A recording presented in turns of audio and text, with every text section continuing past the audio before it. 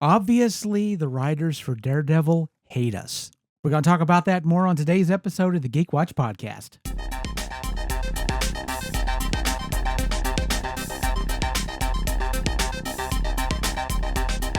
This is the Geek Watch podcast with Brian Hatcher and Mandy Petrie.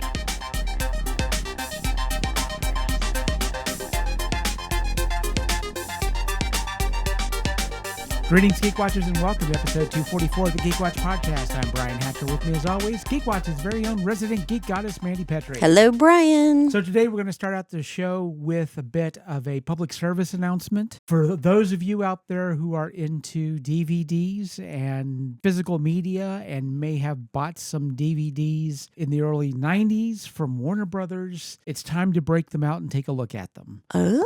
Because... Secrets? Well, the big secret apparently is that Warner Brothers decided to press some really cheap ones. And so people have been noticing that they have been breaking down a lot sooner than they should have. DVDs tend to last somewhere between 40 to 100 years, or they're supposed to. Mm-hmm.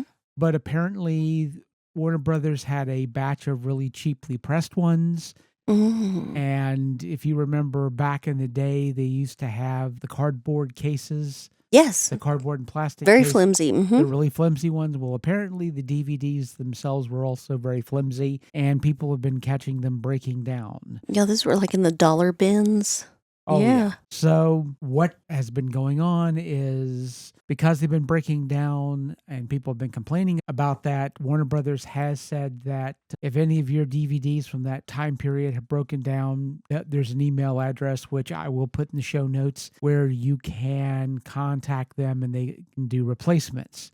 Assuming, of course, that these movies are still in print. If they're not, they may have to replace it with another movie or something like that. Wow. Okay. So I have been spending some time going through my DVD collections, finding all my Warner Brothers DVDs, Mm-hmm. and I haven't had a chance to spin them yet. I'm going to have to spend probably this weekend putting them in the DVD player. Right. Yeah. And seeing which ones play, which ones... So are they going to give you a physical DVD or are they going to give you a digital download? My understanding is they're going to give you a DVD, assuming, of course, like we said before, that they exist, Mm-hmm. that they still print them. For the movies that I have, I assume that they will. I have Amadeus. I have Creep Show, season 1 of the Venture Brothers. Oh, yeah. These all sound like in-demand movies. Yeah, I figure that if I need to get any replacements, that they'll be able to do that. And No mockbusters in there. No. nothing like that. No Tammy and the T-Rex or anything, I'm guessing. So Thank goodness for that. So the one film that I am concerned that I might not be able to get a replacement for is Penn and Teller Get Killed, which was a Warner Brothers film that wasn't very popular. I love that movie, and I have a copy of it, but it wasn't one of those movies that really succeeded. I love that film. Like I love the Tenacious D film, Mm-hmm. but of course, sometimes you like things other people are just not big fans of. But I love Penn and Teller Get Killed. I hope that someday people will catch up with that movie and realize the glory. So it hasn't caught on its cult following yet. No, it's been around a long time. This Okay. is young Penn and Teller. This tells you how long. This was like years and years ago. I Yeah. think it was released early 90s, Mhm. if that. But I love that film. I hope people discover the glory of that film, assuming, of course, it's even still in print. It's definitely, I don't even think you can buy a copy of it. And it never got like a Blu-ray release or anything like that. It's somewhere out there on YouTube or something. Or at least some clips of it Yeah. definitely would be. But love that film. Hopefully someday other people will. And hopefully my copy hasn't been wrecked Yeah. because it was a cheap print off. I guess we'll find out. Mhm. But I did want to talk some about Daredevil because we did get episode 3. Oh. And I know you haven't started watching it yet. I haven't, yeah. So I'm not going to go into a whole lot of spoilers. I am going to say that definitely, and this is something we talked about the last time we talked about episodes 1 and 2, definitely Marvel is looking at breaking people's hearts. And Mm. there's a really big gut punch at the end of this episode. And it was brutal. And you could tell what they were doing because we didn't get music in the end credits. We got something else, which I can't really go into details without going into spoilers for it. But this was definitely that moment where they decided to twist the knife just a little bit more, just in case, as a viewer, you thought that's not what they were trying to do. They messed you up real bad. Oh. But then again, like I said, they twisted the knife episode 1 before you even got to the credits. Yeah, I don't know if I'm ready to start this show, Brian. Yeah. I don't know if I can handle it right now. It's pretty rough. We did get some more from White Tiger, which is a comic character that I remember because he was a Spider-Man character, Okay. a superhero. And I will say that getting to see a live action White Tiger has been really cool. It's been bittersweet because the actor who played White Tiger, Kamar De La Rey, Mm-hmm. right after he had finished filming the 2 episodes that he's in, he passed away Oh. from cancer. So Oh my goodness. that was something that he had been dealing with for a while. And of course, he knew that he had cancer. And it is said that he didn't get to live to see his performance, but it was really great seeing him play White Tiger. He did an amazing job with a lot of pathos. And as I would say for that actor as a final role, you couldn't have asked for a better one. It was, again, on its own, it was a wonderful performance, but you can definitely tell that the writers for Daredevil have it in for the audience. Oh. First of all, they weren't kidding about the violence. We talked about this the last time. We had talked about the level of violence, but it wasn't gratuitous in the fact that they're doing the violence just to be doing the violence. It has a reason for being there. And so I don't have a problem with it. I love the Easter eggs. There are a lot of Spider-Man Easter eggs in Daredevil, which makes sense because if you read the comics back in the day, Daredevil became a place where a lot of Spider-Man's rogues gallery, other characters wound up. Mm-hmm. That's why you have... Well, are Queens and Hell's Kitchen close to each other? Or? Yeah. Okay. That's why you have Kingpin, who was a Spider-Man villain forever, was your main villain in a big run of Daredevil. And you have other characters like White Tiger. And of course, you're getting references to Spider-Man. And there's a reference to Miles Morales in the last episode. Okay. In episode 3, which a very subtle one. Mm-hmm. There's a trial and an officer Morales is mentioned, which of course is Miles Morales' dad, is a police officer. You get that nod. We're getting a lot of those crossovers, so you're getting a lot of really interesting Easter eggs. Of course, there's a lot of rumors about who we may wind up seeing in the show. Rosario Dawson, who plays Ahsoka in the Star Wars show of that name, of course. In the Netflix series, she was Claire, the night nurse, and she was in all of the Netflix Marvel shows. There have been some rumors that she may turn up in the Marvel show, in the Marvel Daredevil show, which I would love to see. Mm-hmm. It's not like she hasn't been on the lot. Right. Because she's been doing a lot of Star Wars. My understanding is, because I haven't had a chance to see Ahsoka, but apparently her take on that character has been spectacular. Mm-hmm. So, yes, there's definitely that possibility that we might see Claire return. Mm-hmm. But there have been a lot of Easter eggs, and I have been enjoying the heck out of it. And I love, again, with what they're doing with Wilson Fisk, are really expanding that character. I have said for a long time that Wilson Fisk is probably the best villain ever in all of the Marvel Cinematic Universe, television or movie. Not because he has any kind of superpowers, because he doesn't. He's just very single-minded, very ruthless. And he has connections. He definitely has. And he's willing. Yes, he's willing to get his hands dirty. But what I'm really liking about this show is the way he's doing business now as a mayor. He's had to switch up his tactics a little bit. So he's coming at things at a different take. Not an uncorrupt take, because it's politics, but the way that he handles things has changed. It's evolved, as you would expect it to. Again, without going into a whole lot of spoilers, the conflict between his two worlds and the way that they have manifested that in the show has been interesting to watch. So I have to say I'm really liking this show, even though obviously the screenwriters for this show have it in for all of us. and they just want to hurt us real bad. And I say that with the utmost respect and admiration, but they're not even subtle. They are twisting the knife and they're looking at you straight in the eyes while they're doing it. Well played, folks. Well played. So I have really been enjoying that show. I have been looking forward to what's coming up. We've been getting some pictures from the new Thunderbolts movie, so we're seeing a little bit more of that. They've been trying to get people interested in the movie. Obviously, the marketing, they're starting to ramp it up a little bit. Where on the opposite end of the lot, we have a live action Snow White that they are not inviting the press to. Yeah, and they're not promoting it. They're not, They're having opening nights, but it's like for their own staff to take pictures and for crew, but they're not going to invite the press. And I get it with all the crazy stuff that's been going on with the press right now around this movie. I can understand why it's a headache they don't want to have to deal with. But to my mind, this is indicative of the problems that are going on with movies right now.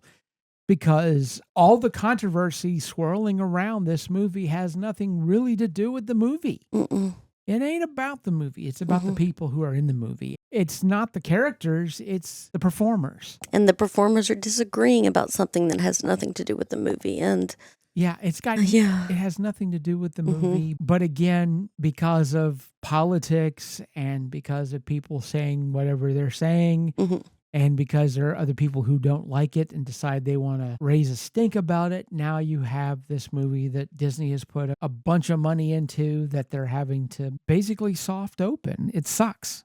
I wasn't going to go see it, not because I've got some sort of political motivation not to see it, or I figure I'm going to hate it or whatever. I mean, it's not a movie that interests me, but I'm not needing some political reason to decry this film. And we've been talking about this before. I mean, the same kinds of things are swirling around the new Captain America movie. But while all of that's been happening, Captain America has slowly been making their money. Yeah. Which movies can do, by the way, in case Hollywood has forgotten that. It can be a slow burn. Word of mouth can get around. Which is what's happening with this movie. Yes. And so it wasn't gangbusters like the bull out of the gate, the opening weekend. Right.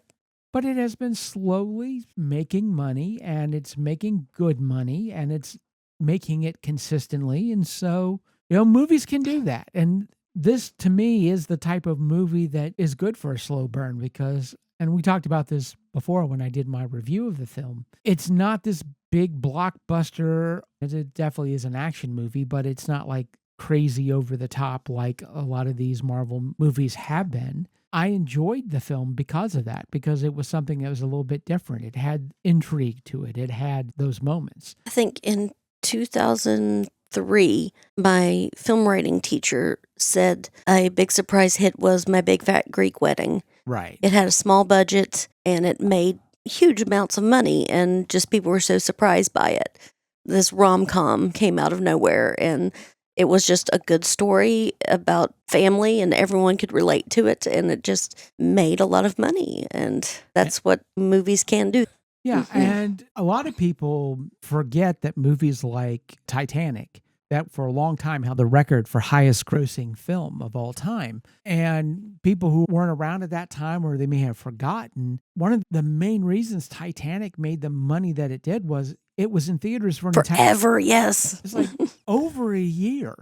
And so it just continued to make money. It didn't have to make $1 billion in a month. It had an entire year. And so people watched it. They liked it. They came back and watched it again in a few months. They were like, oh, I remember that film. That was a lot of fun. There's nothing else I'm really interested in. Let's go watch it again. And so it just stayed in the theater. And I have to say, I would have never believed that right now I'm sitting on a Blu-ray copy of Nosferatu, a movie that I saw back in December, that a hard copy of this movie would be out that quickly. It's insane to me. I grew up in the 70s, which if you didn't see it in the theater, you probably weren't going to get to see it.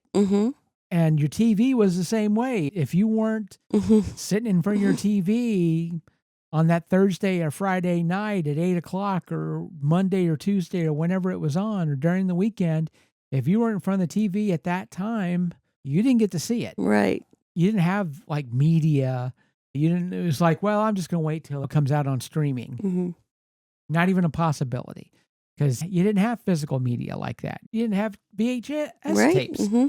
because that's how freaking old I am. Let me let this old man yell at the clouds for a moment. But there was more of a gravitas to movies and television. You had to watch it when it came out, or you just didn't get a chance to see it. Mm-hmm. And yeah, there were some movies that after they'd been out of the theaters for a while, you might see a television production of them, but they were highly edited. Yes. So you could show them on TV. And people forget, even in the beginnings with HBO, where you could start showing unedited movies. That was like the first time really that an idea that a movie could get a second run. Mm-hmm. Home box office. Yeah. Home box office. That's what it really stands for. And that was really like the first time people had this idea of watching movies at home, because that was before VHS. Mm-hmm. There wasn't like serious recording going on at that time either. I remember when HBO first came out, and the idea of watching an unedited movie at home was crazy. It was insane. But even then, it was older films. It wasn't going to be like, by the time it came out, like Star Wars had been out of the theaters for 5 years. Mm-hmm. And I remember my brother writing to HBO about them putting Star Wars on HBO. He was a little kid, and he got a response back, which was awesome. And it was basically, no, we're not going to be able to do that because of rights and all of that. But it had been gone for a while. There wasn't really any money to be made, but you were at a place where... Well, I wonder where I first saw Battle for Endor, because I thought it was HBO. It might have been. Yeah, Because later on they did release them in HBO. Okay. But at the beginnings, this would have been like 85, 80. Oh yeah, this was long before then. I was still in elementary school. I think I was like in 7th grade. It would have been like late 70s at that point. But the idea of movies getting a second run, that just wasn't a possibility. Even with HBO, the movies that you saw had been gone for a while. And something else, going back to Disney, when Disney first started releasing Disney classics on VHS, and I don't know if you're old enough to remember that, but they always talked about opening up the Disney Vault. Yes, I do. I can remember the commercials for it. Yeah. Yes. So the whole concept of that was, yes, they were going to release a Disney classic on VHS, but it was for a limited time only. It was like if you didn't go out and buy that VHS tape when it was out, eventually, once the supply ran out, they weren't going to re-release it. Yes. So if you wanted that tape, you had to rush out and get it. And the irony of it all was, a lot of the remakes that we're seeing now, especially with Disney, was spawned by this whole philosophy of limited release tapes, because eventually they were going to run out of releases. So they got the idea. It's like, well, if, after we've released Snow White and put Snow White back in the vault forever, well, Snow White 2, we'll just do a straight to video of one of these movies. We'll do a straight to video of Lilo and Stitch or Aladdin. That's why a lot of these movies, these sequels to these animated films, that's where they came from. It was basically, once the VHS tape market was built up, they were wanting to create more of these limited edition tapes. And that's one of the main reasons why a lot of those sequels weren't really all that good, because they were rushed. The Little Mermaid sequels and Aladdin sequels. And the kids did not care. No, they didn't. And the parents at that time, once VHS players got to be reasonable and they were in more homes and people were recording television and they were able to play movies, that's when the television really started to become that babysitter. And so being able to pop that tape in and the kids watching the tape so the mother could get some peace, the father could watch the game in the other room. Again, that's where we started to see the beginning of the TV as not just something where you watched content, but it became something that occupied your time. Now, of course, we carry our screens in our pockets now, but it all really began there. It began there at that moment with those VHS tapes. But in those days, movies and television meant something because they were events. They were all events. You didn't get the opportunity once they were gone to see them again. Right now, you don't deal with that. You don't have that anymore. There's not that motivation to go to the movies like there used to be. And of course, after COVID and with streaming services really got the boost, you can wait until it comes out. Because if you didn't see Moana 2 in the theaters, it's on Disney Plus now. You can go see it now. So you don't have to spend your money and go see movies at all. Again, here it is, old man yelling at the clouds. But I wonder, was it better back then when movies were an event and you had to go to the theater to see those movies? Or now that we have access to everything, is that better? Well, I guess it depends really on what your values are. It's certainly better for you because you don't particularly like going to the theater. You like live theater. Yes. But that's what's powerful about live theater is that, first of all, it's not recorded because, well, that would really be illegal. You're not allowed to record. Those 2 weekends, 3 weekends, or a month, however long the production is running, once the show's over, then you really are never going to see that again. It'll never happen. And for those of us who do stage, that's why it tears us up, because it's like you build that little family on stage. Yeah. And I still have fond memories of Midsummer Night's Dream. Yes. From a few years, from more than, well, at this point, 2 years ago? 2 years ago. If you want to see that production, I'm sorry, but you're not going to, if you weren't there, you didn't get to see it. Yep. And there's something really wonderful about that. Right. There is a Japanese philosophy known as wabi-sabi. Wabi-sabi is about the beauty of objects because of their impermanence, their imperfections. The idea that because something is impermanent, because it doesn't last forever, whether it's a production or life, that because it's not forever, because it's not permanent, it's beautiful because of that. Right. It has an intrinsic value, an intrinsic beauty in that very fact that it's not forever. Now we find ourselves looping back to the beginning because we have DVDs that are rotting and decaying before their time. But the fact is, in 100 years, every DVD that's ever been printed is going to be gone. It's going to be gone. And those movies, if they have no value to be saved or preserved, they will be gone. One of my favorite films is Mr. Frost. Jeff Goldblum as a... Oh, is it the devil? He was the devil. I remember you telling me about this. I still haven't watched it. But Yeah, I think we mentioned there was like a bad copy of it to be found on YouTube, but I can't buy that on DVD or Blu-ray. Right. It's gone. We talked about Penn and Teller Get Killed. Yeah. You can't buy copies of that. Until very recently, you couldn't even get copies of Kevin Smith's movie Dogma. Oh. And that was because a certain person who was in jail who owned the rights to it. Yes. But I do remember yeah, seeing the news about that or something. Yeah. Yeah. So we won't say the gentleman's name. People know who we're talking about here, but they were able to wrest the rights back. And I'm assuming that there will be eventually a reprint of Dogma. But the truth is, there is so much cinema that we have lost. Anybody who's a Doctor Who fan knows that there are a lot of the early episodes that disappeared because they were recorded on tape. And once all the Johnny Carsons that they taped over. Yeah. That was a big tragedy, like Yeah. like losing Alexandria.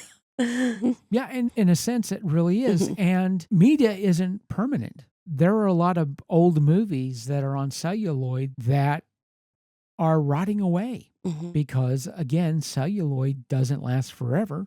Yep. And so we are losing history as someone who enjoys film and television, because a lot of the newer stuff is so easy to get our hands on.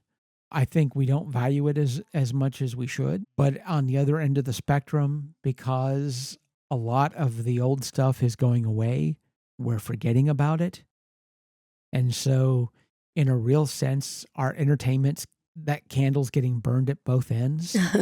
I do hope that some of the older stuff will wind up getting preserved, but I hope that just because entertainment today is so ubiquitous that we just don't take it for granted. Whether we'll ever learn those lessons, well, I guess we'll see. We shall see. So with that said, we come to the end of episode 244. Thank you for listening, and tune in next time for the latest in geek news and views with the Geek Watch podcast. For Mandy Petrie, this is Brian Hatcher, reminding all the Geek Watchers out there, we're all geeky about something. Be proud of yours. See you next time. Thank you for listening to the Geek Watch podcast. If you enjoyed this program, don't forget to like and subscribe on your preferred platform and share this podcast on your social media. For links to all the ways you can listen to the Geek Watch podcast, as well as leave comments and suggestions, visit our website at geekwatch.net. The Geek Watch podcast is a Hanging J production.